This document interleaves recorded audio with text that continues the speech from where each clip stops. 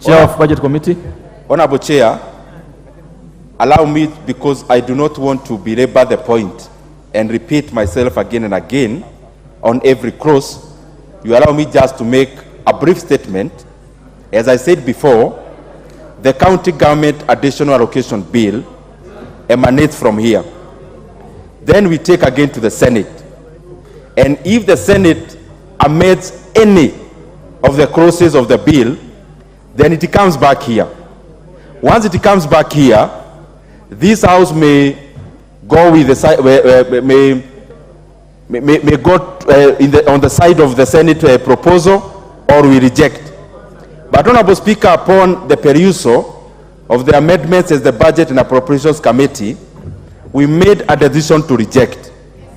And we rejected not because there is supremacy between this House and the other. It is purely on principle. Number one of the issues in consideration was the library services. The library services, there was money for 124 million, which had been appropriated for 33 counties. But then these monies were put at the equitable share because it's a devolved function.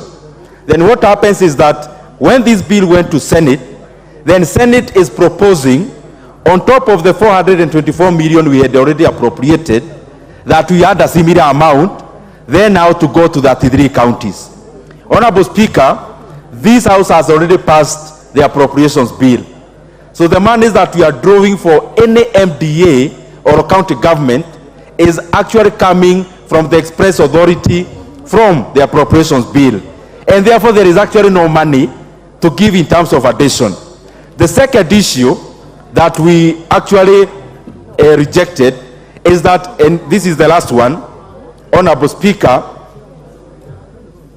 is that Senate is proposing that the conditional grants that we give to county governments, that they receive this money directly. So what usually happens, for example, the monies to build headquarters for 5 counties, is that there is supervisory role from the public works. So if we then set these monies direct, we are taking away the role of supervising from the relevant MDA.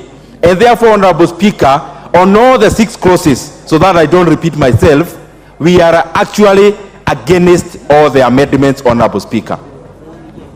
And therefore, we are actually voting nay, we are rejecting. Thank you. The Chair of Finance Committee. Thank you, Honorable Chair. You know, without overemphasizing that this committee of the whole, ideally we could have dealt with the issue before, but that's water under the bridge.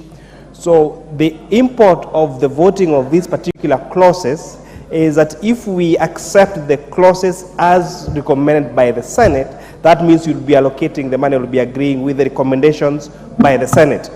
The problem with that is we already passed the appropriations bill. Now it's an appropriations act.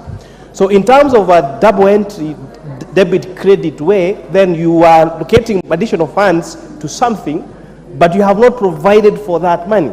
So in essence, even if we were to agree with these recommendations by the Senate, they would be irregular and illegal, because unless again we do an amendment to the Appropriations Act so that we would provide this money that they are providing for additional allocation for this particular service, for this particular votes as described by the Chair of Budget. So essentially now is if this House, I beg that we agree that we reject these amendments by the Senate and therefore vote no to all those clauses. Thank you. Thank you, Mr. Chair.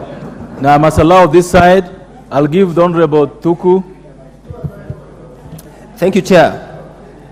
Whereas I agree with the Chair Budget in his language, he's very polite in terms of